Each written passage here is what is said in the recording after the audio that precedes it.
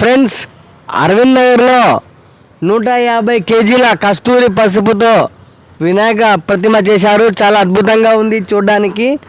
ప్రతిరోజు గత 3 రోజుల నుంచి చాలామంది వస్తున్నారు.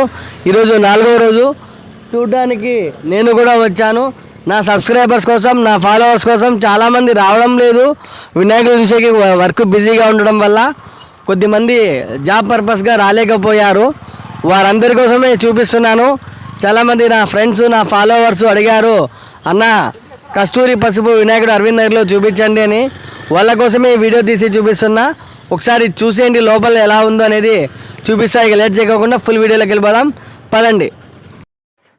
అనంతపురం నగరంలో అరవింద్ నగర్లో కస్తూరి పసుపుతో చేసిన వినాయకుడు 150 కేజీల కస్తూరి పసుపుతో చాలా అద్భుతంగా ఉన్నారు. బయట అయితే డెకరేషన్ ఇంకా సూపర్గా ఉంది.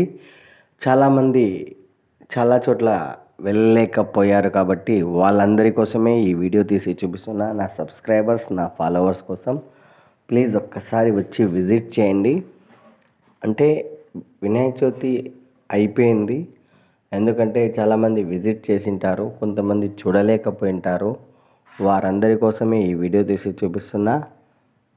మన అనంతపురం నగరంలో 150 కేజీల కస్తూరి పసుపుతో తయారు చేసిన వినాయక ప్రతిమ వద్దన్నాను. మన అరవింద్ నగర్లో అమరావతి హాస్పిటల్ పక్కన సందులో ఉంది.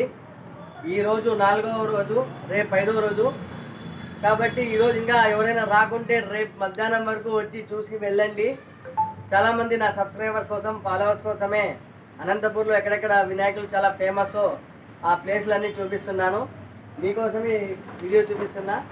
కొత్తగా చూస్తుంటే లైక్ చేయండి, షేర్ చేయండి, సబ్స్క్రైబ్ చేయండి.